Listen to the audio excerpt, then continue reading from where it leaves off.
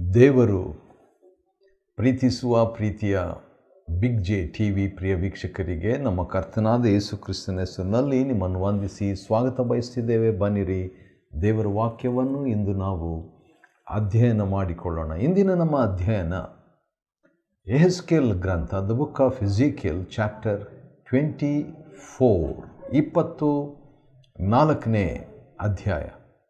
24ನೇ ಅಧ್ಯಾಯ ಯೆಹೆಜ್ಕೇಲ್ನ ಗ್ರಂಥದಲ್ಲಿ ಕಿಲುಬಿನ ಹಂಡೆಯ ಸಾಮ್ಯವೊಂದನ್ನು ನಾವು ನೋಡ್ತೇವೆ. ಅನಂತರ ಯೆಹೆಜ್ಕೇಲ್ನ ಜೀವನದಲ್ಲಿ ನಡೆದಂಥ ಒಂದು ಘಟನೆ ಕೂಡ ವಿಷಾದಕರವಾದಂಥ ಒಂದು ಘಟನೆಯನ್ನು ನಾವು ನೋಡ್ತೇವೆ. ಮತ್ತು ಯೆಹೆಜ್ಕೇಲ್ ಅಂದರೆ ಯೆಹೋವನು ಅಥವಾ ದೇವರು ಬಲಪಡಿಸುವ, ಗಾಡ್ ವಿಲ್ ಸ್ಟ್ರೆಂಥನ್. ದೇವರು ಯಾವ ರೀತಿಯಾಗಿ ಯೆಹೆಜ್ಕೇಲನನ್ನು ಬಲಪಡಿಸಿದನು ನೋಡೋಣ. ದೇವರು ಯಾವ ರೀತಿಯಾಗಿ ತನ್ನ ಜನರನ್ನು ಬಲಪಡಿಸಿದ್ದು ನೋಡೋಣ. ದೇವರು ಯಾವ ರೀತಿಯಾಗಿ ನಮ್ಮನ್ನು ಇಂದು ಬಲಪಡಿಸಲಿದ್ದಾರೆ ನೋಡೋಣ. ಯೆಹೋಯಾಕೀನನು ಸೆರೆಯಾದ 9ನೇ ವರ್ಷ, ಅಂದರೆ ಅವನು ಕೊನೆ ಅರಸನಾಗಿದ್ದನು ಮತ್ತು ಯೋಷಿಯನ ಮುಖಾಂತರವಾಗಿ ಬಂದಂಥ ಸಂಬಂಧ, ರಾಯಲ್ ಫ್ಯಾಮಿಲಿಯಿಂದ ಬಂದಂಥ ವ್ಯಕ್ತಿ. ಆದರೆ ಅವನನ್ನು ಬಾಬೆಲಿನ ಅರಸನು ಸೆರೆ ಒಯ್ದ ನಂತರ ಇಲ್ಲಿ ಯಾರೂ ಅರಸರು ಇರಲಿಲ್ಲ ಯೆಹೂದದಲ್ಲಿ ಅಂತೇಳ್ಬಿಟ್ಟು ಅವನ ಚಿಕ್ಕಪ್ಪನಾದ ಚಿದ್ಕೀಯನನ್ನು ನೆಬೂಕದ್ನೆಚ್ಚರನು ಅರಸನನ್ನಾಗಿ ಮಾಡಿರ್ತಾನೆ. ಅವನು ಅಂಥ ಒಂದು ಹಿನ್ನೆಲೆಯಲ್ಲಿ ದೇವರು ಏನು ಮಾಡಿದರು, ದೇವರು ಏನು ಹೇಳಿದರು ಯೆಹೆಜ್ಕೇಲನಿಗೆ ಎಂಬುದಾಗಿ ನೋಡೋಣ. ಈಗಾಗಲೇ ಯೆಹೋಯಾಕೀನನ ಮುಖಾಂತರವಾಗಿ ಅವನೊಂದಿಗೆ ಎಷ್ಟೊಂದು ಜನರು ಬಾಬೆಲಿಗೆ ಸೆರೆ ಒಯ್ಯಲ್ಪಟ್ಟಿದ್ದರು. ಯೆಹೆಜ್ಕೇಲನು ಕೂಡ ಸೆರೆಯಾಗಿ ಒಯ್ಯಲ್ಪಟ್ಟಿದ್ದನು. ಮತ್ತು ಅಂಥ ಸಂದರ್ಭದಲ್ಲಿ ಯೆಹೆಜ್ಕೇಲನು ಬಾಬೆಲಿನಲ್ಲೇ ಇದ್ದುಕೊಂಡು, ದಾನಿಯೇಲ್ ಕೂಡ ಅಲ್ಲಿದ್ದನು. ಮತ್ತು ಶದ್ರಕ್, ಮೇಷಕ್, ಅಬೇದ್ನೆಗೋ ಅವರು ಬಾಬೆಲಿನಲ್ಲಿದ್ದರು.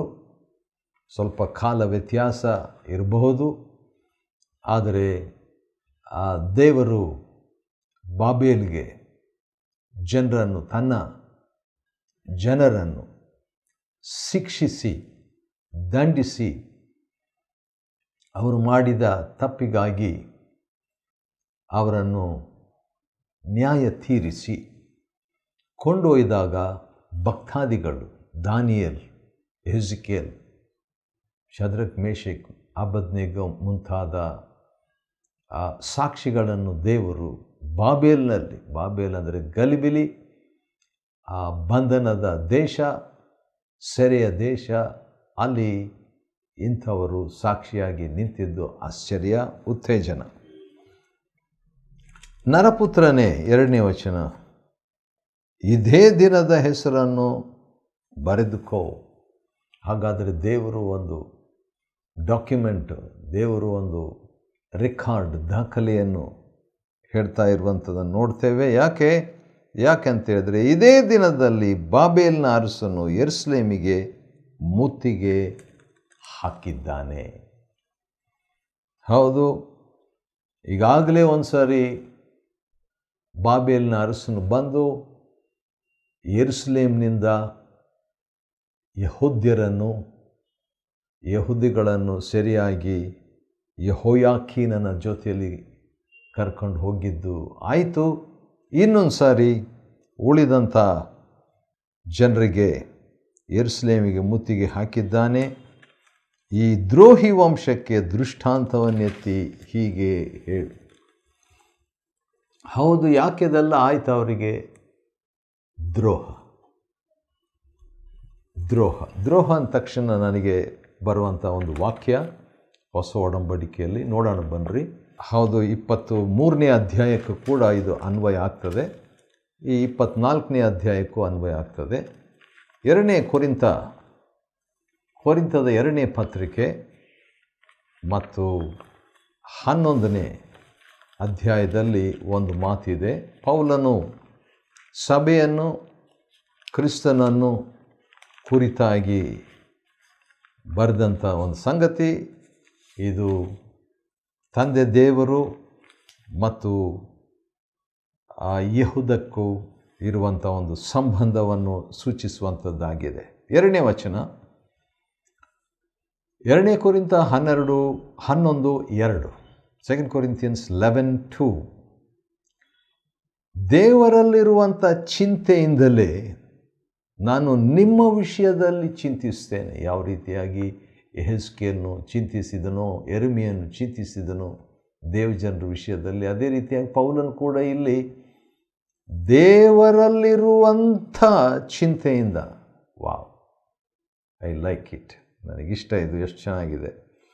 ನಾನು ನಿಮ್ಮ ವಿಷಯದಲ್ಲಿ ಚಿಂತಿಸ್ತೇನೆ, ನಿಮ್ಮನ್ನು ಕ್ರಿಸ್ತನೆಂಬ ಒಬ್ಬನೇ ಪುರುಷನಿಗೆ ಶುದ್ಧ ಕನ್ಯೆಯಂತೆ ಒಪ್ಪಿಸಬೇಕೆಂದು ನಿಮ್ಮನ್ನು ಆತನಿಗೆ ನಿಶ್ಚಯ ಮಾಡಿದೆನಲ್ಲ.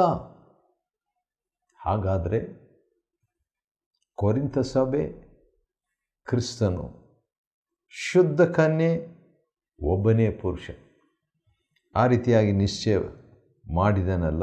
ಆದರೆ 3ನೇ ವಚನ, ಹೇಗೆ ಹವ್ವಳು ಸರ್ಪದ ಕುಯುಕ್ತಿಗೆ ಒಳಬಿದ್ದು ಮೋಸ ಹೋದಳು, ಹಾಗೆಯೇ ನಿಮ್ಮ ಮನಸ್ಸು ಕ್ರಿಸ್ತನ ವಿಷಯದಲ್ಲಿರಬೇಕಾದ ಯಥಾರ್ಥತ್ವವನ್ನು, ಪಾತಿವೃತ್ಯವನ್ನು ಬಿಟ್ಟು ಕೆಟ್ಟು ಹೋದೀತೆಂದು ನನಗೆ ಭಯ ಉಂಟು.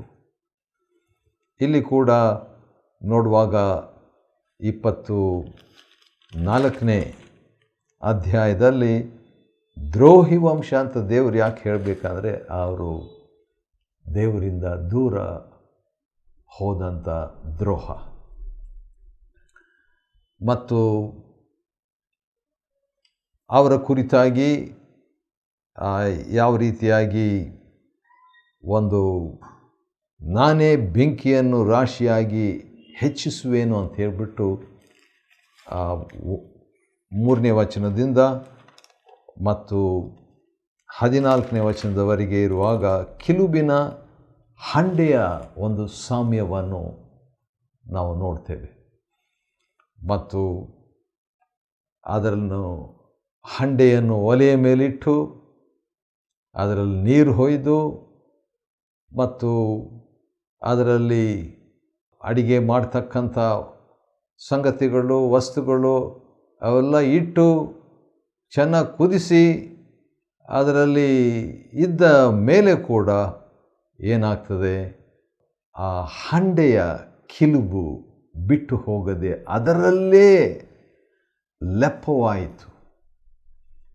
ಅಂಥ ಒಂದು ದೃಶ್ಯವನ್ನು ದೇವರು ಹೇಳಿಬಿಟ್ಟು, ಹೌದು, ನಾನು ಎಷ್ಟು ನಿಮ್ಮನ್ನು ಉಪಯೋಗ ಮಾಡ್ಕೋಬೇಕು. ಯಾಕಂದರೆ ದೇವರು ಎಲ್ಲ ದೇಶಗಳು, ಆ ದೇಶಗಳ ನಡುವೆ ಯಹೂದ ದೇಶವನ್ನು ಇಟ್ಕೊಂಡು ದೇವರು ಇತರ ದೇಶಗಳಿಗೆ ತನ್ನ ನಾಮವನ್ನು, ತನ್ನ ವಾಕ್ಯವನ್ನು, ತನ್ನ ಯೋಜನೆಯನ್ನು ಪ್ರಕಟಿಸಬೇಕೆಂಬುದಾಗಿದ್ದಾಗ ಇವರು ಇತರ ದೇಶಗಳಂತೆ ಆಗಿದ್ದರಿಂದ ದೇವರಿಗೆ ದುಃಖವಾಗಿ ಈ ಒಂದು ಸಂದೇಶವನ್ನು ಕೊಡಬೇಕಾಯಿತು. ಆದ ಕಾರಣ ಯೆಹೋವನಾದ ನಾನೇ ಇದನ್ನು ನುಡಿದಿದ್ದೇನೆ, ಇದು ಸಾಗದು, ನಾನು ನೆರವೇರಿಸುವೆನು, ಕ್ಷಮಿಸೋದಿಲ್ಲ ಎಂಬುದಾಗಿ ದೇವರು ದುಃಖದಿಂದ ಹೇಳುವಂಥದ್ದಾಗ್ತದೆ. ಯೆಹೆಜ್ಕೇಲ್ ಗ್ರಂಥ 24ನೇ ಅಧ್ಯಾಯದ 15ರಿಂದ ಇರುವಂಥ ವಾಕ್ಯ ಭಾಗದಲ್ಲಿ ಇನ್ನೊಂದು ಸಂದೇಶ ಇದೆ. ಇದು ಸ್ವಲ್ಪ ಭಾಳ ಸೀರಿಯಸ್ ಆಗಿರುವಂಥ ಒಂದು ಸಂದೇಶ. ಯಾಕಂದರೆ ಪ್ರವಾದಿಯ ಜೀವನದಲ್ಲಿ ನಡೆದಂಥ ಒಂದು ಘಟನೆ. ಹೌದು, ಪ್ರವಾದಿಗಳು ನೋಡ್ರಿ, ಹಳೆ ಒಡಂಬಡಿಕೆಯಲ್ಲಿ ವಿಶೇಷವಾಗಿ ಎಷ್ಟು ಕ್ರಯ ಕಟ್ಟಬೇಕಾಗ್ತದೆ. ತಮ್ಮ ಜೀವನದಿಂದ, ತಮ್ಮ ಸೇವೆಯಿಂದ, ತಮ್ಮ ಸಮಯದಿಂದ, ತಮ್ಮ ಕುಟುಂಬದಿಂದ ಒಂದು ಸಾಕ್ಷಿಯಾಗಿ ಸಂದೇಶವಾಗಿ ಪ್ರಕಟಿಸುವಂಥದ್ದು ಭಾಳ ಆಶ್ಚರ್ಯ ಮತ್ತು ಅತಿಶಯ ಕೂಡ. ಸರಿ, 15ನೇ ವಚನ ದೇವರು ಇನ್ನೊಂದು ವಾಕ್ಯ ಯೆಹೆಜ್ಕೇಲನಿಗೆ ದಯಪಾಲಿಸಿಬಿಟ್ಟು, ನರಪುತ್ರನೇ, ಈಗೋ ಒಂದೇ ಏಟಿನಿಂದ ನಿನಗೆ ನೇತ್ರಾನಂದವಾಗಿರುವವಳನ್ನು ನಿನ್ನಿಂದ ತೆಗೆದು ಬಿಡುವೆನು. ಆದರೂ ಗೋಳಾಡಬೇಡ, ಅಳಬೇಡ,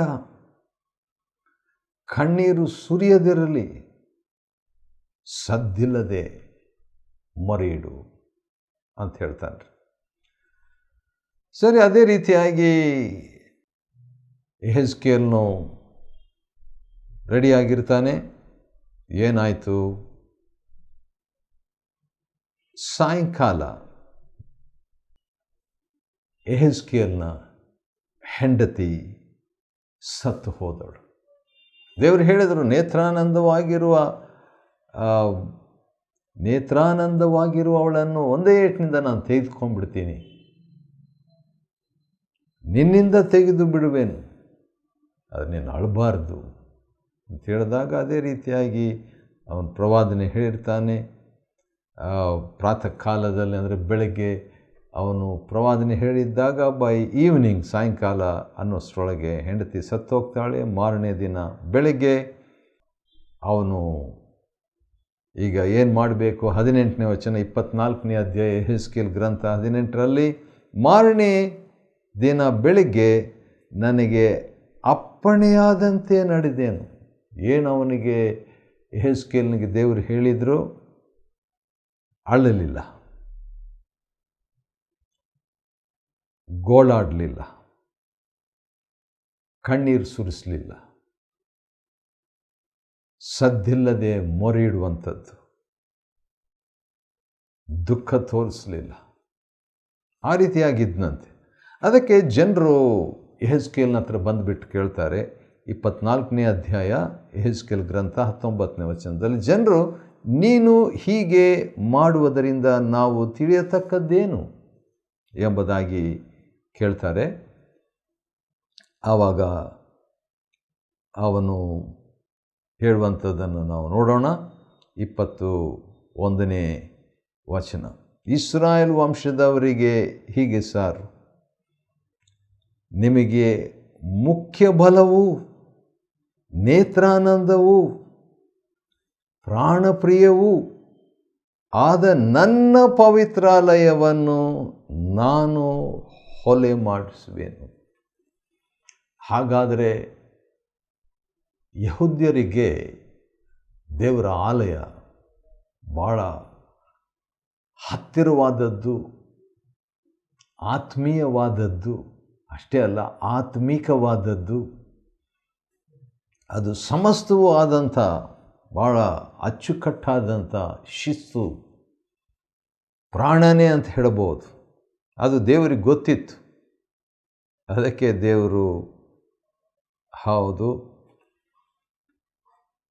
ದೇವಾಲಯ ಮುಖ್ಯ ಬಲ, 21ನೇ ವಚನ 24ನೇ ಅಧ್ಯಾಯ ಯೆಹೆಜ್ಕೇಲ್ ಗ್ರಂಥ, ದೇವಾಲಯ ಯಹೂದ್ಯರಿಗೆ ಮುಖ್ಯ ಬಲವಾಗಿತ್ತು, ದೇವಾಲಯ ಯಹೂದ್ಯರಿಗೆ ನೇತ್ರಾನಂದವಾಗಿತ್ತು, ದೇವಾಲಯ ಯಹೂದ್ಯರಿಗೆ ಪ್ರಾಣಪ್ರಿಯವಾಗಿತ್ತು. ಅದನ್ನು ದೇವರು ಹೊಲೆ ಮಾಡಿಸುವೆನು ಅಂತ ಹೇಳಿದಾಗ ಅದನ್ನು ಅವರಿಂದ ತಕ್ಕೊಂಬಿಡ್ತಾನೆ, ಸತ್ತು ಹೋಗ್ತದೆ ಅಂತ ಹೇಳ್ಬೋದು. The death of the temple. ಹೌದು, ಆಲಯದ ಮರಣಾಲಯ ಅಂತ ಕೂಡ ಹೇಳ್ಬೋದು. ಯಾಕಂತ ಹೇಳಿದ್ರೆ ಅಂಥ ಒಂದು ಪರಿಸ್ಥಿತಿ. ಯಾಕಂದರೆ ಅದು ಹೊಲಸಾದ ಮೇಲೆ ಅದರ ಉದ್ದೇಶನೇ ಹೋಯಿತು.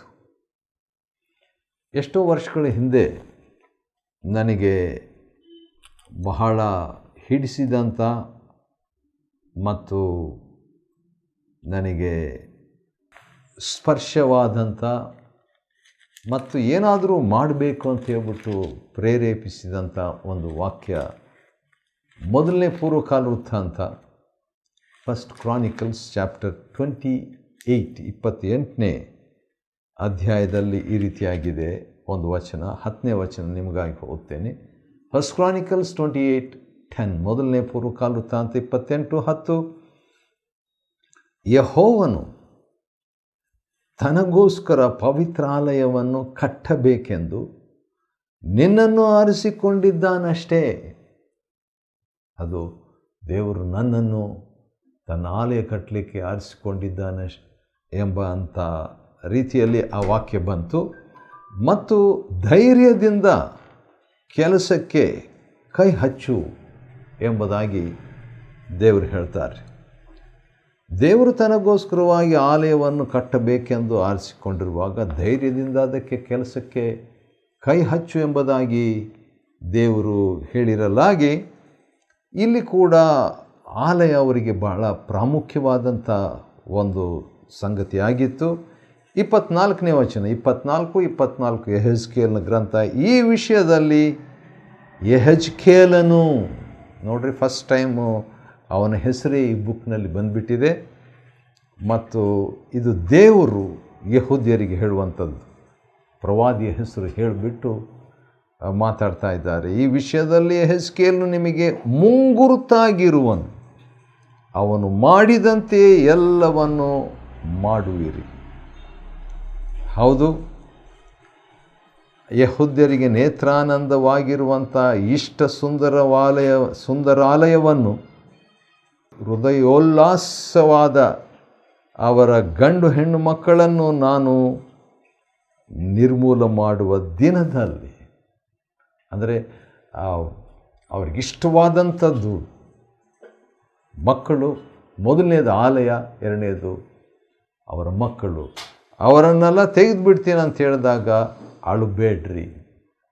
ಅಂದರೆ ಅರ್ಥ ಅಳಬಹುದು, ಆದರೆ ಅಲ್ಲಿ ಬರೆದಿರುವಂಥ ಒಂದು ವಿಷಯ ಏನಂತೇಳಿದರೆ, ಸದ್ದಿಲ್ಲದೆ ಮೊರೆ ಇಡು, ಸದ್ದಿಲ್ಲದೆ ಮೊರೆ ಇಡು.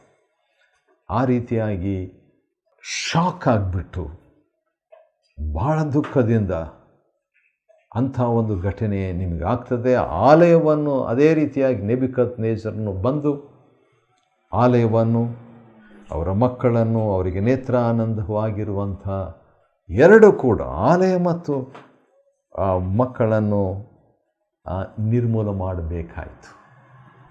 24ನೇ ಅಧ್ಯಾಯ ಯೆಹೆಜ್ಕೇಲ್ ಗ್ರಂಥ. ಇದನ್ನು ಅಧ್ಯಾಯ ಮಾಡಿಕೊಳ್ಳುವಂತೆ ದೇವರು ಕೊಟ್ಟ ಕೃಪೆಗಾಗಿ ಆತನಿಗೆ ಸ್ತೋತ್ರವಾಗಲಿ. ದೇವರು ನಿಮ್ಮನ್ನು ಆಶೀರ್ವದಿಸಲಿ.